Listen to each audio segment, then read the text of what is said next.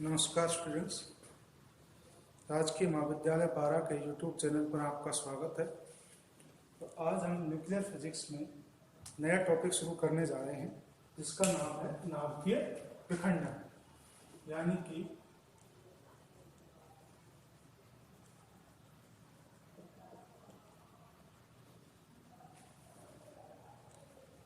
Nuclear fission.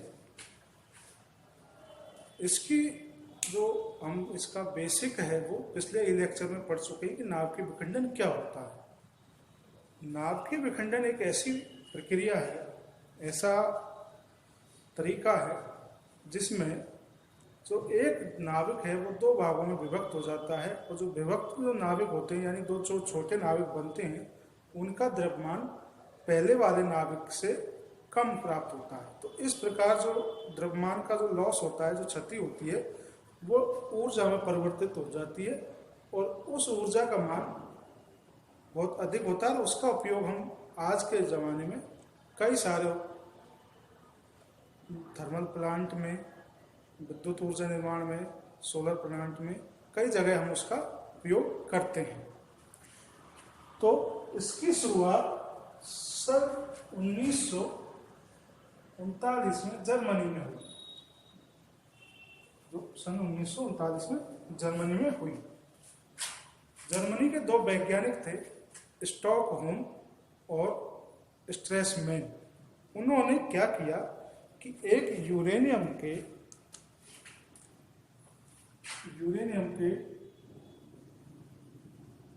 नाभिक पर एक न्यूट्रॉन द्वारा उसको हिट कराया गया।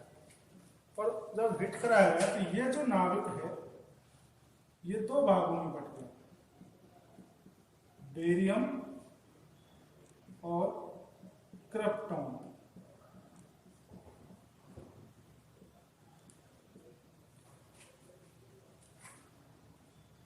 और इस प्रकार से जब ये यूरेनियम दो भागों में बट गया तो उसमें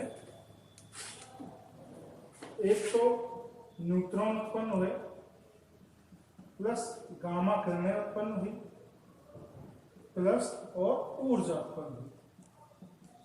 ये उनके उसमें परिणाम उन्हें आए कि दो तो परमाणु ये प्राप्त हुए, कुछ न्यूट्रॉन्स प्राप्त हुए, गामा किरणें और एनर्जी प्राप्त हुई।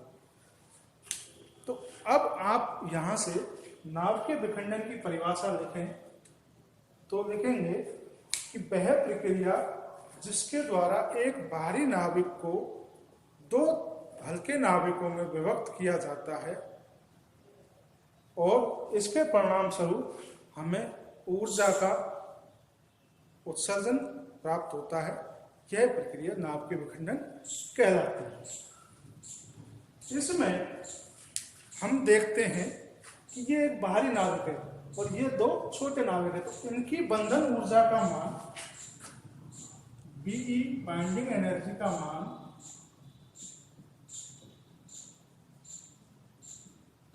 इससे क्या और अधिक होगा, यानी कि U 235 का मान BA से 56, 140, 92 से कम होता है। और ये जब दो नाभिकों में टूटता है तो जो प्राप्त नाभिक है उनकी बंधन ऊर्जा बाइंडिंग एनर्जी ज्यादा होती है, वो इनकी बजाय ज्यादा स्थायी होते हैं। अब ये प्रक्रिया कैसे संपन्न होती है, इसमें क्या होते हैं कि नाभिक के इसके यूरेनियम के 3 समस्थानिक हमें पता है, यूरेनियम 234, यूरेनियम 235 और यूरेनियम 238।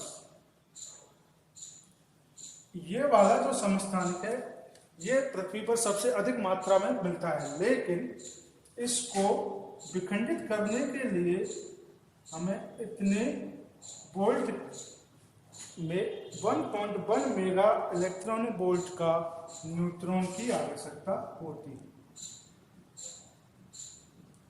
जबकि इन दोनों को डिवाइड करने के लिए हमें 0.25 इलेक्ट्रॉन वोल्ट के न्यूट्रॉन की आवश्यकता है। और ये वाला पार्ट बहुत कम मात्रा में मिलता है, इसलिए हम इस विखंडन प्रक्रिया में किसका ज़्यादा उपयोग करते हैं? यूरेनियम 235 का। और इसके लिए जो न्यूट्रॉन की आवश्यकता होती है वो 0.25 इलेक्ट्रॉन वोल्ट के न्यूट्रॉन की आवश्यकता होती है। इन्हें कहते हैं तापीय न्यूट्रॉन।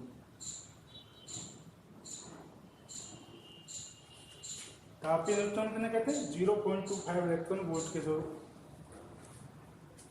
न्यूट्रॉन्स होते हैं उन्हें हम तापीय न्यूट्रॉन्स कहते हैं। अब इस प्रक्रिया को हम पूरी को लिखें तो इस प्रकार से लिखेंगे और इसमें कितनी एनर्जी उत्पन्न होती है हम उसको कैलकुलेट करें तो हमें पता चलेगा कि इसमें कितना ऊर्जा का उत्सर्जन होता है और जब यदि ऊर्जा वो अधिक है तो कितनी उपयोगी साबित होगी।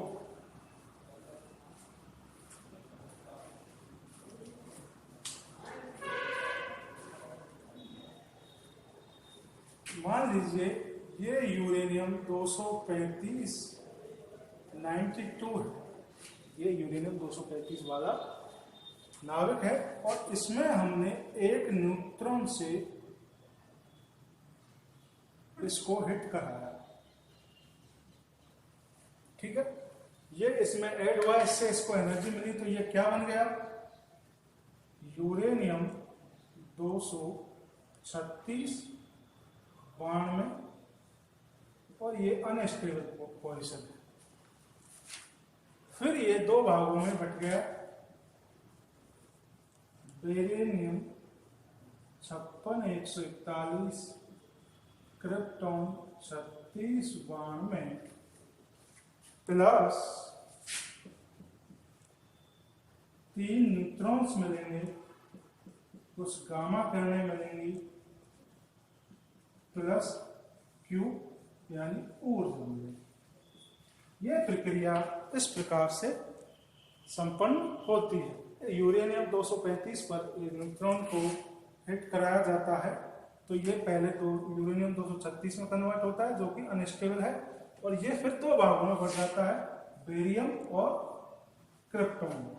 इसमें 2 और से अधिक न्यूट्रॉन या 3 न्यूट्रॉन उत्पन्न होते हैं, कुछ गामा किरण उत्पन्न होती है और फिर एनर्जी उत्पन्न होती है। अब हम इस एनर्जी का आकलन करें तो यदि हमें इन सब के भार पता हो तो हम इस प्रक्रिया में उत्पन्न ऊर्जा का मान बता सकते हैं। इसका एएमयू में इसका वजन जो होता है वो होता है, ये आपको बुक में देख लीजिए, 454 एएमयू प्लस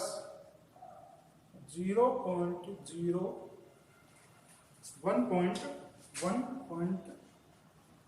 प्लस 1.0087,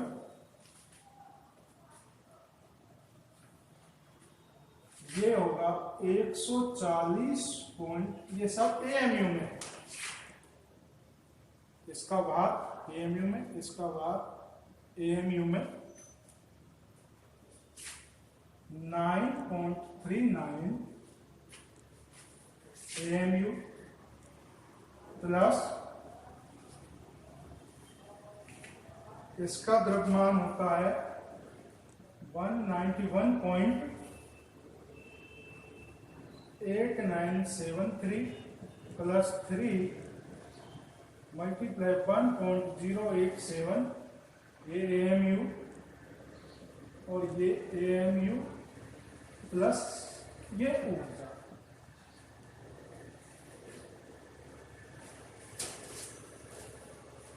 अब इन दोनों का टोटल, इधर वाले पोर्शन का टोटल और इधर वाले पोर्शन का टोटल करेंगे और फिर इन दोनों में जो द्रव्यमान में कमी आएगी हम उसको किस में कन्वर्ट कर देंगे? एनर्जी में कन्वर्ट कर देंगे। तो ये देखिए जरा, इन दोनों का टोटल कितना आया, 236.0541 AMU बराबर, और इन सब का बराबर क्या आएगा, ये कितना हो गया, 3.61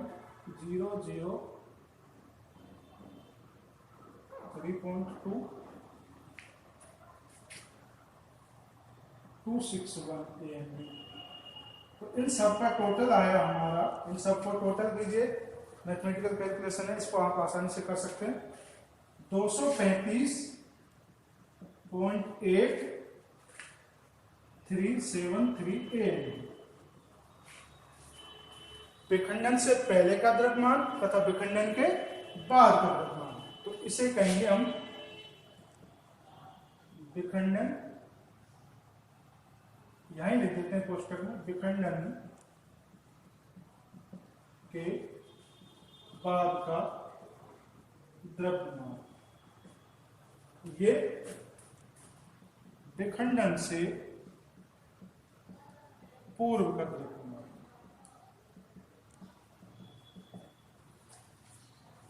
ठीक है, तो अब हम देखते हैं कि द्रव्यमान में कितना अंतर आया, द्रव्यमान में कितनी कमी आई। तो द्रव्यमान क्षति डेल्टा एम बराबर विखंडन से पूर्व का द्रव्यमान माइनस विखंडन से बाद का द्रव्यमान। लिखिए जरा, 236.0 माइनस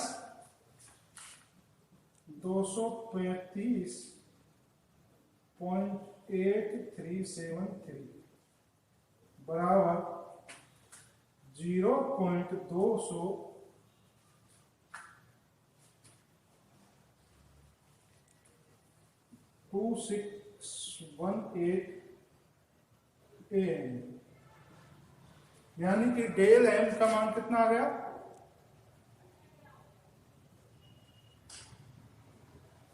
0.261 AM। अब ऊर्जा का मान निकालें, तो del M multiply C square, या इसलिए उसमें देखा था हमने AMU को सीधा 931.5 से मल्टीप्लाई करते हैं तो हमारा रिजल्ट MeV में आता है। तो ये लगभग आया 200 MeV, यानी कि एक परमाणु के विखंडन से कितनी एनर्जी प्राप्त हो रही है, 200 MeV एनर्जी प्राप्त हो रही है। ठीक है, अब ये तो एक परमाणु से प्राप्त एनर्जी, यदि हम 1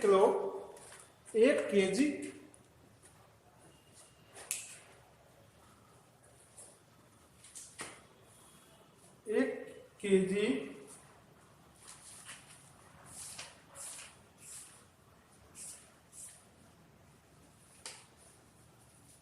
न्यूट्रॉन, 1 kg यूरेनियम का विखंडन करें, तो 1 kg में कितने ये एक परमाणु की एनर्जी है, तो 1 kg में 1 kg यूरेनियम 235 में परमाणुओं की संख्या कितनी होगी अवोगाद्रो संख्या, यानी कि Na अपॉन 235। अवोगाद्रो संख्या का मान 6.02 मल्टीप्लाइड 26 अपॉन 235। एक केजी यूरेनियम में कितने परमाणु होंगे, इतने परमाणु होंगे। एक परमाणु से प्राप्त एनर्जी ये है, तो इतने परमाणुओं से प्राप्त एनर्जी कितनी होगी, तो 1 केजी से प्राप्त ऊर्जा बराबर 6.02 10 to power 26 200। या और इसको आगे सॉल्व करें हम तो 5.12 10 to power 26 m, ये एनर्जी है 1 kg।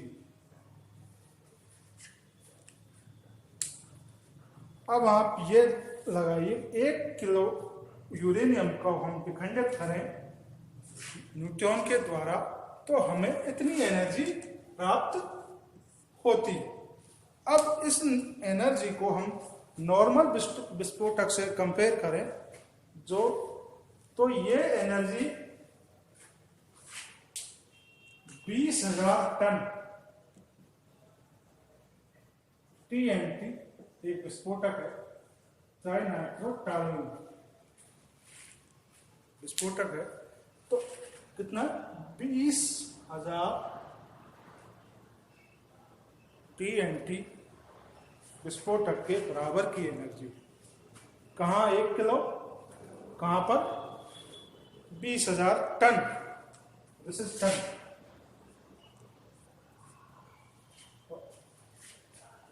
एक टन में 10 क्विंटल होते हैं, यानी 1000 किलो का 1 टन बनता है, तो 20,000 टन के बराबर 1 केजी यूरेनियम एनर्जी हमें देता है, यानी कि ये एनर्जी बहुत अधिक मात्रा में, ठीक है। और इस एनर्जी से यदि हम लाइट बनाए, इलेक्ट्रिसिटी बनाए, तो इलेक्ट्रिसिटी बनेगी 2.27 10 to power 7 kilo watt hours kVA 10 to power 2.27 10 to power 7 kilowatt hours, यानी कि 1 किलो यूरेनियम के विखंडन से हमें बहुत अत्यधिक मात्रा में ऊर्जा प्राप्त होती है। अब आप इसका एक स्क्रीनशॉट ले लीजिए।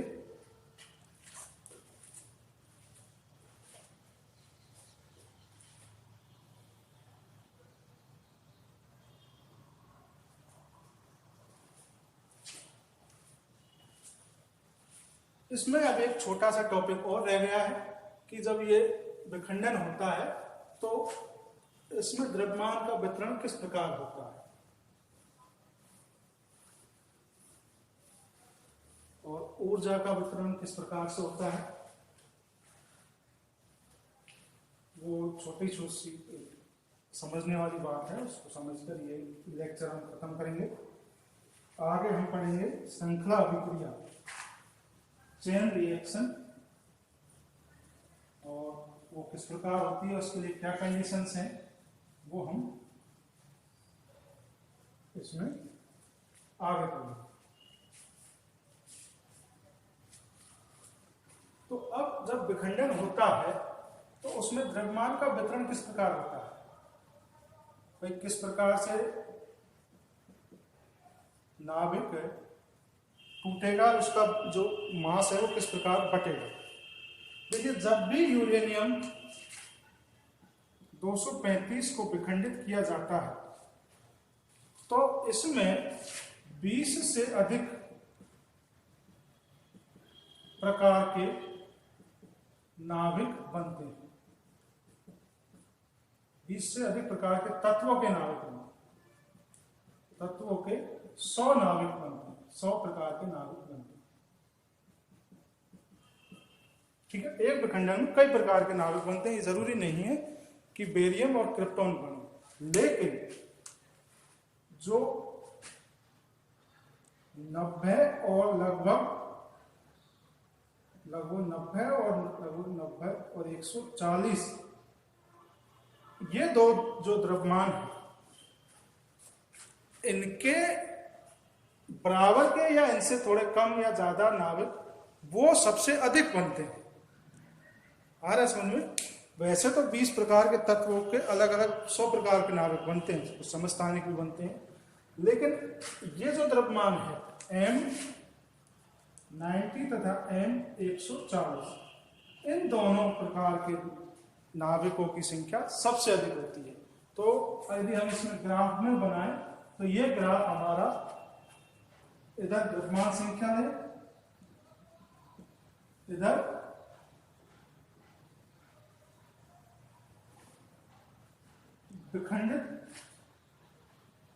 विखंडित होने वाला उनका परसेंटेज है, तो वो इस प्रकार से आता है। तो ये थोड़ा ऊपर जाएगा इस प्रकार से, तो ये 140 और ये 90, यानी इस प्रकार के नाभिकों का संख्या सबसे अधिक होती है। तो आगे आपके समझ में द्रव्यमान का वितरण किस प्रकार से होता है। द्रव्यमान का वितरण इस प्रकार से होता है कि यूरेनियम जब दो भागों में बढ़ता है तो वैसे तो कई प्रकार के नाभिक बनते हैं, लेकिन जो नाभिकों का द्रव्यमान 90 या 140 है उनकी संख्या सबसे अधिक प्राप्त होती है। और दूसरी बात, ऊर्जा का वितरण इस प्रकार से होता है। पहला ये द्रव्यमान है, ऊर्जा का वितरण देखिए, दोनों जो नाभिक मान ले दो भागों में बढ़ते हैं उनका संवेग समान होता है। ये मान ली विपरीत दिशा में तथा समान होता है, तो उनकी एनर्जी बराबर 1/2 mv1² 1/2 m1 m2 v2²। और इसको हम करें 1/2 m1 v1²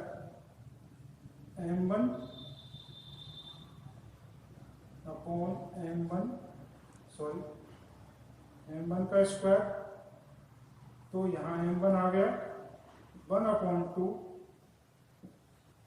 m2 का स्क्वायर v2 का स्क्वायर, तो यहाँ m2 आ गया। जिससे ये कट गया तो ये बच गया हमारे पास p1² p2² m2/m1।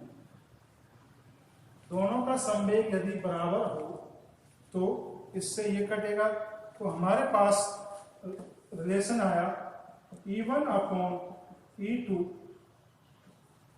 m2/m1, यानी कि